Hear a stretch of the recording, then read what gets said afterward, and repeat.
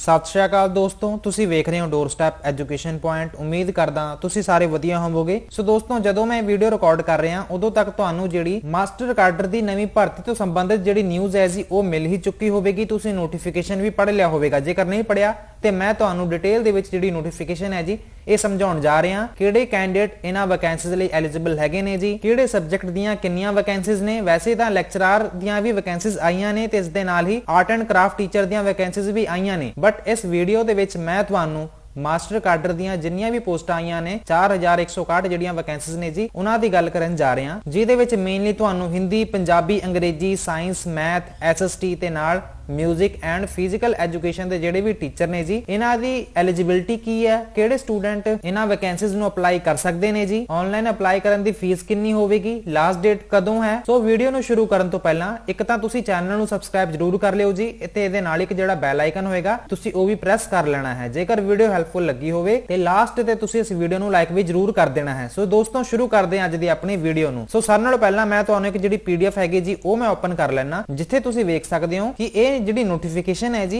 ਇਹ 8 ਜਨਵਰੀ 2022 ਦੇ ਵਿੱਚ ਜਾਰੀ ਕੀਤੀ ਗਈ ਹੈ, ਜਿਸ ਦੇ ਅਕੋਰਡਿੰਗ ਆਪਾਂ ਕੀ ਕਰ ਸਕਦੇ ਹਾਂ ਜੀ। ਜਿਹੜੀ 30 ਤਰੀਕ ਹੈ ਇਹ ਲਾਸਟ ਡੇਟ ਹੈ, ਮਤਲਬ ਇਹ ਕਿ 30 ਜਨਵਰੀ ਇਹ ਲਾਸਟ ਤਰੀਕ ਹੈ ਜੀ ਜਦੋਂ ਤੁਸੀਂ ਅਪਲਾਈ ਕਰੋਗੇ ਐਂਡ ਉਦੋਂ ਤੱਕ ਤਾਂ ਪੀਐਸ ਟੈਟ ਦਾ ਰਿਜ਼ਲਟ ਵੀ ਆ ਜਾਣਾ ਹੈ। ਸੋ ਉਹ ਸਟੂਡੈਂਟ ਬਿਲਕੁਲ ਵੀ ਘਬਰਾਉਣ ਨਾ ਜਿਨ੍ਹਾਂ ਦਾ ਅਜੇ ਰਿਜ਼ਲਟ ਨਹੀਂ ਆਇਆ, ਕਿਉਂਕਿ ਮੈਨੂੰ ਪਤਾ ਹੈ ਕਿ ਇਹਦਾ ਜਿਹੜਾ ਰਿਜ਼ਲਟ ਹੈ ਜੀ ਉਹ 24-25 ਤਰੀਕ ਨੂੰ ਆਈ ਜਾਣਾ ਪੀਐਸ ਟੈਟ ਦਾ। ਤੇ ਬਾਕੀ ਹੋਰ ਵੀ ਕਾਫੀ ਸਾਰੇ ਸਟੂਡੈਂਟ ਨੇ ਜਿਨ੍ਹਾਂ ਦਾ ਪੀਐਸ ਟੈਟ ਦਾ ਐਗਜ਼ਾਮ ਹੈ ਜੀ ਉਹ ਕਲੀਅਰ ਹੋਇਆ ਹੈ, ਉਹ ਆਪਦੀ ਜਿਹੜੀ ਪ੍ਰੈਪਰੇਸ਼ਨ ਹੈ ਜੀ ਉਹ ਕੰਟੀਨਿਊ ਕਰ ਸਕਦੇ ਨੇ। ਸੋ ਹੁਣ ਆਪਾਂ ਡਿਟੇਲ ਦੇ ਵਿੱਚ ਸਮਝਾਂਗੇ ਜੀ ਕਿਹੜੇ ਕਿਹੜੇ ਸਬਜੈਕਟ ਦੀਆਂ ਕਿਹੜੀਆਂ ਵੈਕੈਂਸੀਜ਼ ਨੇ ਤੇ ਉਹਨਾਂ ਦੀ ਐਲੀਜੀਬਿਲਟੀ ਕੀ ਹੈ। ਐਂਡ ਸਭ ਤੋਂ ਜ਼ਰੂਰੀ ਚੀਜ਼, ਉਹ ਸਟੂਡੈਂਟ ਇਹਨਾਂ ਵੈਕੈਂਸੀਜ਼ ਨੂੰ ਅਪਲਾਈ ਨਹੀਂ ਕਰ ਸਕਦੇ ਜੀ ਜਿਨ੍ਹਾਂ ਦਾ ਪੀਐਸ ਟੈਟ 2 ਜਿਹੜਾ ਹੈ ਜੀ ਉਹ ਕਲੀਅਰ ਨਹੀਂ ਹੈ ਐਂਡ ਜਿਨ੍ਹਾਂ ਨੇ ਬੀਐਡ ਨਹੀਂ ਕੀਤੀ ਹੋਈ, ਕਿਉਂਕਿ ਕੁਝ ਇਹੋ ਜਿਹੇ ਵੀ ਸਟੂਡੈਂਟ ਨੇ ਜਿਹੜੇ ਕਿ 3rd ਸਮੈਸਟਰ ਦੇ ਵਿੱਚ ਹੈਗੇ ਨੇ ਬਟ ਜੇ ਉਹ ਵੈਸੇ ਪੇਪਰ ਦੇਣਾ ਚਾਹੁੰਦੇ ਨੇ ਉਹ ਜ਼ਰੂਰ ਦੇ ਸਕਦੇ ਨੇ, ਮਤਲਬ ਕਿ ਉਹਨਾਂ ਨੂੰ ਕੰਸੀਡਰ ਨਹੀਂ ਕੀਤਾ ਜਾਣਾ, ਵੈਸੇ ਉਹ ਪੇਪਰ ਦੇ ਸਕਦੇ ਨੇ। ਬਾਕੀ ਹੁਣ ਆਪਾਂ ਚਲੋ ਗੱਲ ਕਰਦੇ ਹਾਂ ਇਹਦੇ ਵਿੱਚ ਕਿ ਇਹਦੇ ਵਿੱਚ ਤੁਹਾਨੂੰ ਜਿਹੜੀਆਂ ਮੈਥ ਦੀਆਂ ਵੈਕੈਂਸੀਜ਼ ਨੇ, ਜੇਕਰ ਆਪਾਂ ਮੈਥ ਦੀ ਵੈਕੈਂਸੀਜ਼ ਦੀ ਵੰਡ ਦੀ ਗੱਲ ਕਰੀਏ ਤੇ ਮੈਥ ਵਿੱਚ ਤੁਹਾਨੂੰ ਲਗਭਗ ਜਿਹੜੀਆਂ ਟੋਟਲ ਵੈਕੈਂਸੀਜ਼ ਨੇ ਇਹ ਹੈਗੀਆਂ ਨੇ ਜੀ 912। ਹੁਣ ਮੈਂ ਤੁਹਾਨੂੰ ਕੱਲੀ ਡਿਟੇਲ ਨਹੀਂ ਦੱਸੂਗਾ ਕਿ ਇਹਦੇ ਵਿੱਚ ਜਰਨਲ ਦੀਆਂ ਕਿੰਨੀਆਂ ਪੋਸਟਾਂ ਨੇ ਜੀ ਜਾਂ ਫਿਰ ਐਸਸੀ ਐਮਬੀ ਦੀਆਂ ਕਿੰਨੀਆਂ ਪੋਸਟਾਂ ਨੇ, ਐਸਸੀ ਆਰ ਐਂਡ ਓ ਦੀਆਂ ਕਿੰਨੀਆਂ ਪੋਸਟਾਂ ਨੇ। ਮੈਂ ਜਰਨਲੀ ਇੱਕ ਗੱਲ ਕਰੂੰਗਾ ਕਿ ਮੈਥ ਦੀ ਜਿਹੜੀਆਂ ਵੈਕੈਂਸੀਜ਼ ਨੇ ਇਹ ਟੋਟਲ ਕਿੰਨੀਆਂ ਨੇ ਤੇ ਇਹਦੀ ਐਲੀਜੀਬਿਲਟੀ ਕੀ ਹੈ। ਸੋ ਸਾਰਿਆਂ ਨਾਲੋਂ ਪਹਿਲਾਂ ਜੇ ਆਪਾਂ ਮੈਥ ਦੀ ਗੱਲ ਕਰੀਏ ਇਹਦੇ ਵਿੱਚ ਤੁਹਾਨੂੰ ਲਗਭਗ 912 ਪੋਸਟਾਂ ਵੇਖਣ ਨੂੰ ਮਿਲਦੀਆਂ ਨੇ ਜੀ। ਤੇ ਇਸ ਦੇ ਵਿੱਚ ਜਿਹੜੀ ਤੁਹਾਡੀ ਵਿਦਿਅਕ ਯੋਗਤਾ ਭਾਵ ਇਹ ਕਿ ਜਿਹੜੀ ਤੁਹਾਡੀ ਅਕੈਡਮਿਕ ਕੁਆਲੀਫਿਕੇਸ਼ਨ ਹੈ ਜੀ ਇਹ ਕੀ ਕੁਝ ਮੰਗੀ ਹੋਈ ਹੈ, ਇਹਦੇ ਬਾਰੇ ਵੀ ਆਪਾਂ ਗੱਲ ਕਰ ਲੈਣੇ ਆ। ਸੋ ਇਹਦੇ ਵਿੱਚ ਇਹਨਾਂ ਨੇ ਇਹ ਗੱਲ ਕੀਤੀ ਹੈ ਸਟੂਡੈਂਟਸ ਨੇ ਗ੍ਰੈਜੂਏਸ਼ਨ ਤਾਂ ਕੀਤੀ ਹੀ ਹੋਵੇ ਤੇ ਗ੍ਰੈਜੂਏਸ਼ਨ ਦੇ ਵਿੱਚ ਐਟਲੀਸਟ ਉਹਨਾਂ ਦੇ 45% ਨੰਬਰ ਹੋਣ ਤੇ ਉਹਨਾਂ ਨੇ 3 ਸਾਲ ਲਗਭਗ ਕਹਿ ਸਕਦੇ ਆ ਜੀ ਉਹਨਾਂ ਨੇ ਮੈਥ ਦਾ ਜਿਹੜਾ ਵਿਸ਼ਾ ਹੈ ਉਹ ਜ਼ਰੂਰ ਪੜਿਆ ਹੋਵੇ, ਭਾਵੇਂ ਉਹ ਨਾਨ ਮੈਡੀਕਲ ਦੇ ਸਟੂਡੈਂਟ ਹੋਣ ਭਾਵੇਂ ਉਹ ਆਰਟਸ ਵਾਲੇ ਸਟੂਡੈਂਟ ਹੋਣ। ਸੋ ਉਹਨਾਂ ਦੀ ਜਿਹੜੀ ਗ੍ਰੈਜੂਏਸ਼ਨ ਹੈ ਜੀ ਗ੍ਰੈਜੂਏਸ਼ਨ ਦੇ ਵਿੱਚ ਲਗਭਗ 45% ਨੰਬਰ ਹੋਣ ਤੇ ਇਸ ਦੇ ਨਾਲ ਹੀ ਉਹਨਾਂ ਨੇ ਜਿਹੜਾ ਮੈਥ ਦਾ ਵਿਸ਼ਾ ਹੈ ਜੀ ਉਹ ਲਗਭਗ 3 ਸਾਲ ਪੜਿਆ ਹੋਵੇ ਤੇ ਇਸ ਦੇ ਨਾਲ ਹੀ ਉਹਨਾਂ ਨੇ ਬੀਐਡ ਦੇ ਵਿੱਚ ਟੀਚਿੰਗ ਆਫ ਮੈਥਸ ਜਿਹੜਾ ਸਬਜੈਕਟ ਹੈ ਜੀ ਉਹ ਜ਼ਰੂਰ ਪੜਿਆ ਹੋਵੇ। ਸੋ ਇਸ ਦੇ ਨਾਲ ਹੀ ਇਹ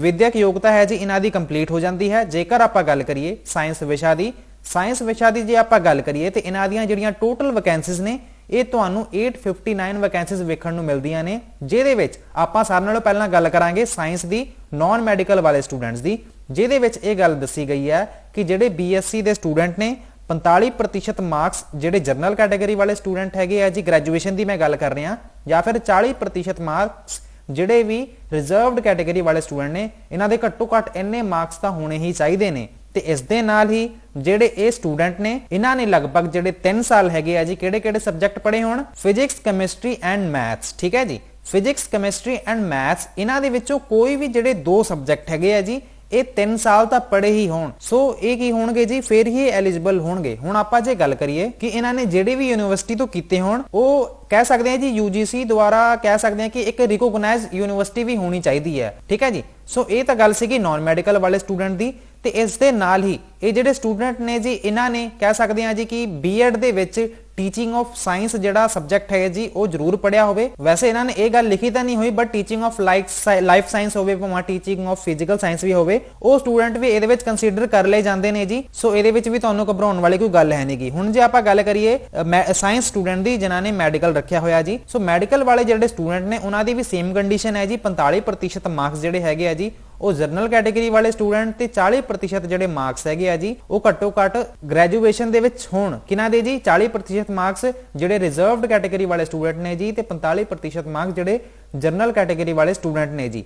ਤੇ ਇਹਦੇ ਨਾਲ ਹੀ ਹੋਰ ਕਿਹੜੇ ਸਟੂਡੈਂਟ ਇਹਨਾਂ ਨੂੰ ਅਪਲਾਈ ਕਰ ਸਕਦੇ ਨੇ ਜੀ? ਜੇ ਮੈਂ ਸਾਇੰਸ ਮੈਡੀਕਲ ਦੀ ਗੱਲ ਕਰਾਂ, ਜਿਨ੍ਹਾਂ ਨੇ ਘੱਟੋ ਘੱਟ ਜਿਹੜੇ 2 ਸਬਜੈਕਟ ਹੈਗੇ ਜੀ ਕਿਨਾਂ ਦੇ ਵਿੱਚੋਂ ਬਾਇਓਲੋਜੀ, ਫਿਜ਼ਿਕਸ, ਕੈਮਿਸਟਰੀ ਜਾਂ ਫਿਰ BSc ਆਨਰਸ ਕੀਤੀ ਹੋਵੇ, ਜਿਹਦੇ ਵਿੱਚ ਤੁਸੀਂ BSc ਆਨਰਸ ਕੀਤੀ ਹੋ ਸਕਦੀ ਹੈ ਜੀ ਲਾਈਫ ਸਾਇੰਸ ਦੀ ਜਾਂ ਫਿਰ ਫਿਜ਼ੀਕਲ ਸਾਇੰਸ ਦੀ, ਬਾਇਓਟੈਕਨੋਲੋਜੀ ਦੀ ਜਾਂ ਫਿਰ BSc honours BSc industrial microbiology ਦੀ ਜਾਂ ਫਿਰ BSc ਮਾਈਕਰੋਬਾਇਓਲੋਜੀ या फिर BSc फिजिक्स और BSc biochemistry, BSc microbial food technology chemistry और BSc इंडस्ट्रियल केमिस्ट्री और BSc food science and quality control और BSc microbial food technology any other equivalent qualification भी ਇਹਦੇ ਨਾਲ ਦੀ ਕੋਈ ਹੋਰ ਵੀ ਜੇਕਰ ਕੁਆਲੀਫਿਕੇਸ਼ਨ ਹੋਵੇ ਇਹਦੇ ਇਕੁਇਵਲੈਂਟ ਹੋਵੇ ਬਟ ਠੀਕ ਹੈ ਜੀ ਇਹ ਸਾਰੇ ਹੀ ਕੰਸੀਡਰ ਕਰ ਲਏ ਜਾਣਗੇ।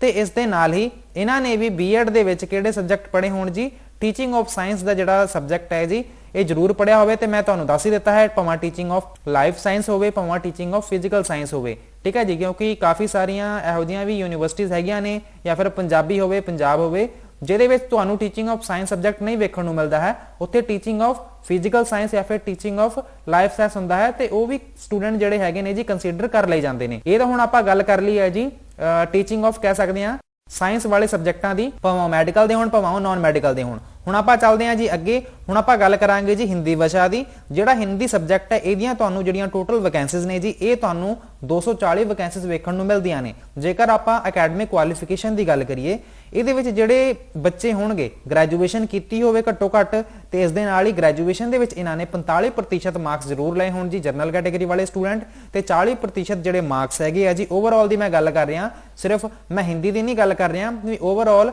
ਜਿਹੜੇ ਰਿਜ਼ਰਵਡ ਕੈਟਾਗਰੀ ਵਾਲੇ ਸਟੂਡੈਂਟ ਨੇ ਜੀ ਇਹਨਾਂ ਦੇ 40% ਮਾਰਕਸ ਤਾਂ ਹੋਣੇ ਹੀ ਚਾਹੀਦੇ ਨੇ। ਤੇ ਇਹਨਾਂ ਨੇ 3 ਸਾਲ ਕਹਿ ਸਕਦੇ ਆ ਜੀ ਜਿਹੜਾ ਇਲੈਕਟਿਵ ਸਬਜੈਕਟ ਜਿਹੜਾ ਵਿਸ਼ਾ ਹੁੰਦਾ ਹੈ ਹਿੰਦੀ ਦਾ ਉਹ ਜ਼ਰੂਰ ਪੜਿਆ ਹੋਵੇ, ਠੀਕ ਹੈ ਜੀ।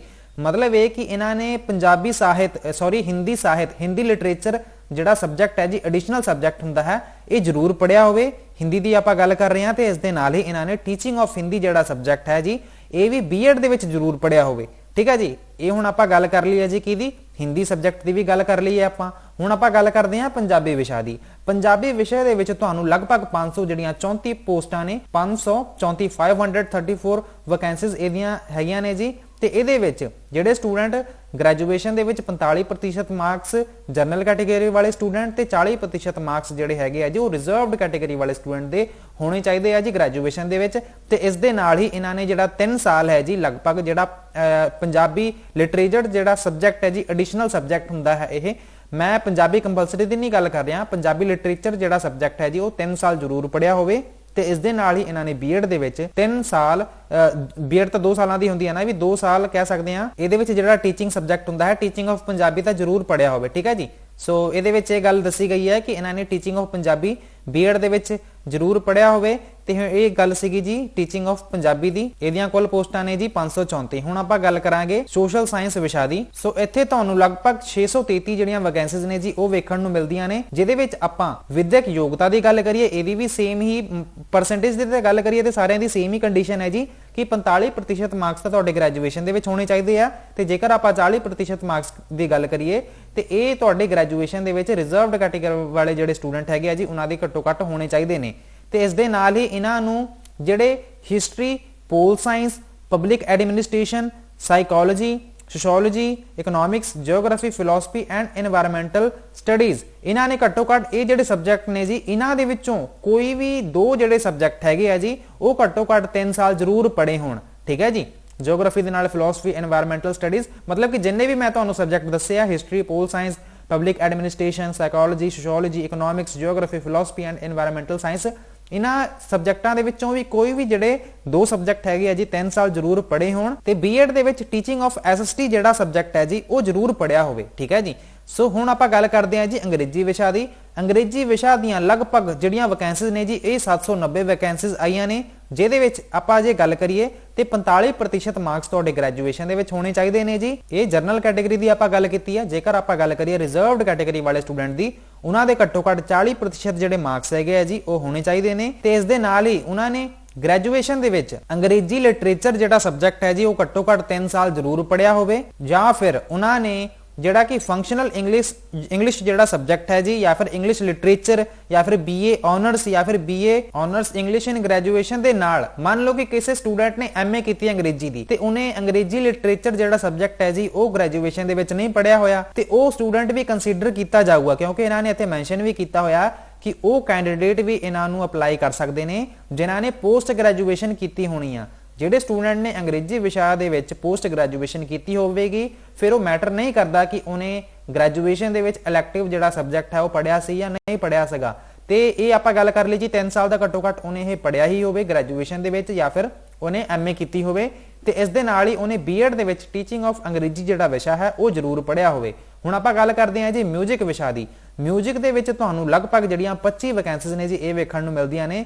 ਇਹਦੇ ਵਿੱਚ ਇਹਨਾਂ ਨੇ ਇਹ ਗੱਲ ਕੀਤੀ ਹੈ ਕਿ ਜਿਹੜਾ ਵੀ ਬੱਚਾ ਹੈ ਉਹਨੇ ਗ੍ਰੈਜੂਏਸ਼ਨ ਪਾਸ ਕੀਤੀ ਹੋਵੇ ਤੇ 55% ਉਹਦੇ ਜਿਹੜੇ ਨੰਬਰ ਹੈਗੇ ਆ ਜੀ ਇਹ ਤਾਂ ਹੋਣੇ ਹੀ ਚਾਹੀਦੇ ਨੇ, ਤੇ B.Ed ਦੇ ਵਿੱਚ ਇਹਨਾਂ ਨੇ ਟੀਚਿੰਗ ਆਫ ਮਿਊਜ਼ਿਕ ਜਿਹੜਾ ਸਬਜੈਕਟ ਹੈ ਜੀ ਉਹ ਜ਼ਰੂਰ ਪੜਿਆ ਹੋਵੇ। ਠੀਕ ਹੈ ਜੀ, ਇਹਨਾਂ ਦੀ ਇਹ ਮੇਨ ਕੰਡੀਸ਼ਨ ਰੱਖੀ ਗਈ ਆ। ਹੁਣ ਆਪਾਂ ਗੱਲ ਕਰਦੇ ਹਾਂ ਜੀ ਫਿਜ਼ੀਕਲ ਐਜੂਕੇਸ਼ਨ ਜਿਹੜਾ ਸਬਜੈਕਟ ਹੈ ਜੀ, ਇਹਦੇ ਵਿੱਚ ਲਗਭਗ 168 ਵੈਕੈਂਸੀਜ਼ ਨੇ ਜੀ, ਤੇ ਇਹਦੇ ਵਿੱਚ ਜਿਹੜੀ ਮੇਨ ਕੰਡੀਸ਼ਨ ਰੱਖੀ ਗਈ ਹੈ ਜੀ ਇਹਦੇ ਵਿੱਚ ਇਹ ਹੈ ਕਿ ਇਹਦੇ ਵਿੱਚ ਜਿਹੜੇ ਵੀ ਕੈਂਡੀਡੇਟ ਹੋਣਗੇ ਉਹਨਾਂ ਨੇ 4 ਸਾਲਾਂ ਦਾ ਜਿਹੜਾ ਇੰਟੀਗ੍ਰੇਟਿਡ ਕੋਰਸ ਹੈ ਜੀ ਬੈਚਲਰ ਆਫ ਫਿਜ਼ੀਕਲ ਐਜੂਕੇਸ਼ਨ, ਇਹ +2 ਤੋਂ ਬਾਅਦ ਕੋਰਸ ਕਰਵਾਇਆ ਜਾਂਦਾ ਹੈ।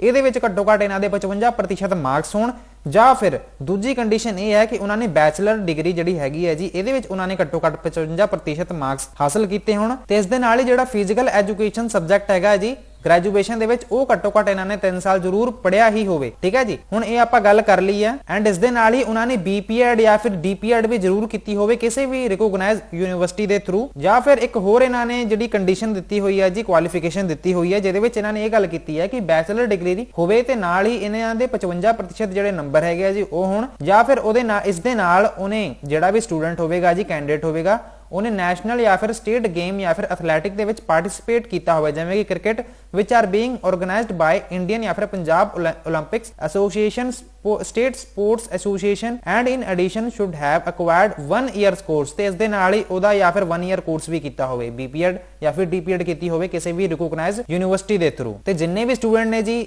ਹੁਣ ਆਪਾਂ ਜਿੰਨੀਆਂ ਵੀ ਵੈਕੈਂਸੀਜ਼ ਦੀ ਗੱਲ ਕੀਤੀ ਹੈ, ਸਬਜੈਕਟ ਵੈਕੈਂਸੀਜ਼ ਦੀ ਗੱਲ ਕੀਤੀ ਹੈ, ਇਹਨਾਂ ਦਾ ਜਿਹੜਾ PSTET ਦਾ ਪੇਪਰ 2 ਹੈ ਉਹ ਤਾਂ ਕਲੀਅਰ ਹੋਣਾ ਹੀ ਚਾਹੀਦਾ ਹੈ। ਤੇ ਇਸ ਦੇ ਨਾਲ ਵੀ ਹੁਣ ਆਪਾਂ ਜਿਹੜੀਆਂ ਜਰਨਲ ਗੱਲਾਂ ਨੇ ਜੀ ਉਹਨਾਂ ਬਾਰੇ ਵੀ ਆਪਾਂ ਗੱਲ ਕਰਨ ਜਾ ਰਹੇ ਹਾਂ ਕਿ ਚੋਣ ਦਾ ਢੰਗ ਕੀ ਹੈ।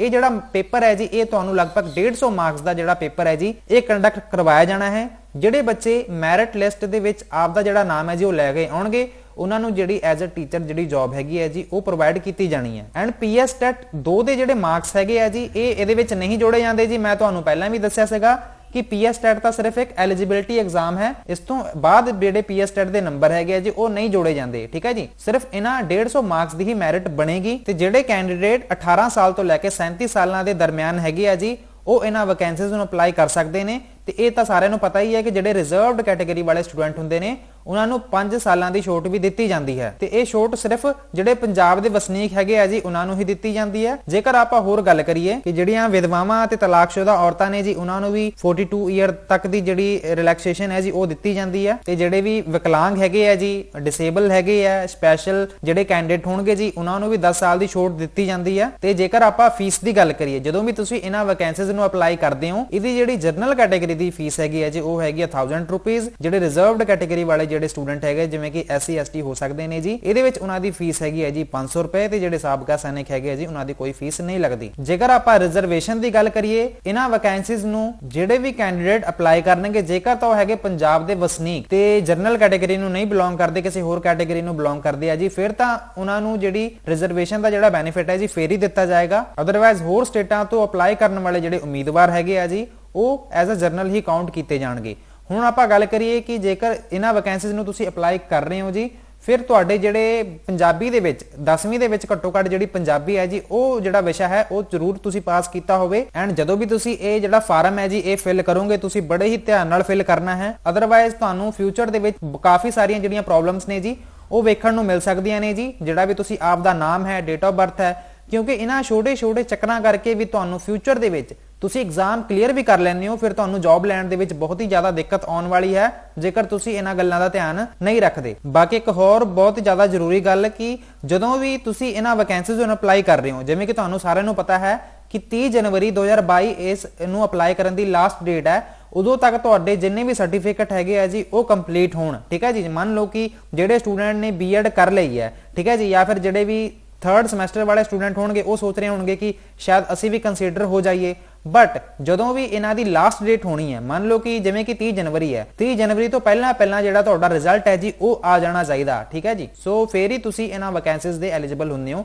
ਮੈਨੂੰ ਪਤਾ ਵੈਸੇ ਜਿੰਨੇ ਵੀ ਸਟੂਡੈਂਟ ਵੇਖ ਰਹੇ ਆ ਕਾਫੀ ਸਾਰਿਆਂ ਦਾ ਤਾਂ ਮਤਲਬ ਬੀਐਡ ਕਲੀਅਰ ਹੀ ਹੈ, ਉਹਨਾਂ ਨੇ ਪੀਐਸਟੈਟ ਦੀ ਪ੍ਰੀਖਿਆ ਵੀ ਪਾਸ ਕੀਤੀ ਹੀ ਹੋਈ ਆ, ਸੋ ਉਹਨਾਂ ਨੂੰ ਤਾਂ ਕੋਈ ਫਿਕਰ ਕਰਨ ਵਾਲੀ ਗੱਲ ਹੈ ਨਹੀਂ। ਤੇ ਤੁਸੀਂ ਇਹਨਾਂ ਨੂੰ ਆਨਲਾਈਨ ਅਪਲਾਈ ਕਿਵੇਂ ਕਰ ਸਕਦੇ ਹੋ ਜੀ? ਤੁਸੀਂ educationrecruitmentboard.com ਵਾਲੀ ਵੈਬਸਾਈਟ ਤੇ ਜਾਣਾ ਹੈ। ਉੱਥੇ ਕਲਿੱਕ ਕਰਨ ਤੋਂ ਬਾਅਦ ਉੱਥੇ ਤੁਸੀਂ ਮਾਸਟਰ ਕਾਡਰ 2022 ਵਾਲਾ ਜਿਹੜਾ ਪੋਰਸ਼ਨ ਹੈ ਜੀ ਉੱਥੇ ਜਦੋਂ ਤੁਸੀਂ ਕਲਿੱਕ ਕਰੋਗੇ ਉੱਥੇ ਨਵੀਂ ਰਜਿਸਟ੍ਰੇਸ਼ਨ ਤੁਸੀਂ ਕਰ ਸਕਦੇ ਹੋ। ਤੇ ਛੇਤੀ ਹੀ ਮੈਂ ਤੁਹਾਨੂੰ ਉਹ ਵੀਡੀਓ ਵੀ ਲੈ ਕੇ ਆਉਂਗਾ ਜਿੱਥੇ ਮੈਂ ਤੁਹਾਨੂੰ ਇਹ ਦੱਸੂਗਾ ਕਿ ਤੁਸੀਂ ਉਹਨਾਂ ਵੈਕੈਂਸੀਜ਼ ਨੂੰ ਅਪਲਾਈ ਕਿਵੇਂ ਕਰ ਸਕਦੇ ਹੋ। ਵੀ ਸਟੈਪ ਬਾਈ ਸਟੈਪ ਮੈਂ ਤੁਹਾਨੂੰ ਇਹ ਵੀ ਦੱਸੂਗਾ ਕਿ ਤੁਸੀਂ ਫੋਟੋ ਦਾ ਸਾਈਜ਼ ਕਿਵੇਂ ਕਰਨਾ ਹੈ, ਕਿਹੜੀ ਕੁਆਲੀਫਿਕੇਸ਼ਨ ਕਿੱਥੇ ਫਿਲ ਕਰਨੀ ਹੈ। ਇਹਨਾਂ ਸਾਰੀਆਂ ਹੀ ਗੱਲਾਂ ਦੀ ਜਿਹੜੀ ਜਾਣਕਾਰੀ ਹੈ ਜੀ ਇਹ ਤੁਹਾਨੂੰ ਆਉਣ ਵਾਲੀ ਵੀਡੀਓ ਦੇ ਵਿੱਚ ਮਿਲ ਜਾਏਗੀ। ਸੋ ਜੇਕਰ ਤੁਸੀਂ ਉਸ ਵੀਡੀਓ ਨੂੰ ਮਿਸ ਨਹੀਂ ਕਰਨਾ ਚਾਹੁੰਦੇ ਤੇ ਤੁਸੀਂ ਆਪਣੇ ਇਸ ਚੈਨਲ ਨੂੰ ਸਬਸਕ੍ਰਾਈਬ ਜ਼ਰੂਰ ਕਰ ਲਿਓ ਜੀ। ਜੇਕਰ ਤੁਹਾਨੂੰ ਕੋਈ ਹੈਲਪ ਚਾਹੀਦੀ ਹੋਵੇ ਤੁਸੀਂ ਸਾਨੂੰ ਕਮੈਂਟ ਜ਼ਰੂਰ ਕਰਿਓ ਜੀ। ਜੇਕਰ ਤੁਹਾਡਾ ਕੋਈ ਸਵਾਲ ਹੋਵੇ ਤੁਸੀਂ ਉਹ ਵੀ ਕਮੈਂਟ ਬਾਕਸ ਦੇ ਵਿੱਚ ਪੁੱਛ ਸਕਦੇ ਹੋ। ਐਂਡ ਜਦੋਂ ਵੀ ਤੁਸੀਂ ਰਜਿਸਟ੍ਰੇਸ਼ਨ ਕਰੋਗੇ ਜੀ ਤੁਸੀਂ ਆਪ ਦਾ ਜਿਹੜਾ ਯੂਜ਼ਰ ਨੇਮ ਐਂਡ ਪਾਸਵਰਡ ਹੈ ਜੀ ਉਹ ਤੁਸੀਂ ਸਾਂਭ ਕੇ ਰੱਖਣਾ ਹੈ, ਕਿਉਂਕਿ ਉਹ ਵੀ ਫਿਊਚਰ ਦੇ ਵਿੱਚ ਤੁਹਾਡਾ ਬਹੁਤ ਹੀ ਕੰਮ ਆਵੇਗਾ। ਜੇਕਰ ਵੀਡੀਓ ਹੈਲਪਫੁਲ ਲੱਗੀ ਹੋਵੇ ਤਾਂ ਇਹਨੂੰ ਲਾਈਕ ਜ਼ਰੂਰ ਕਰਿਓ ਜੀ ਤੇ ਚੈਨਲ ਨੂੰ ਸਬਸਕ੍ਰਾਈਬ ਜ਼ਰੂਰ ਕਰ ਲਿਓ ਜੀ। ਸੋ ਇਸ ਦੇ ਨਾਲ ਹੀ ਆਪਾਂ ਵੀਡੀਓ ਨੂੰ ਕਰਦੇ ਹਾਂ ਖਤਮ। Thank you so much for watching. God bless you.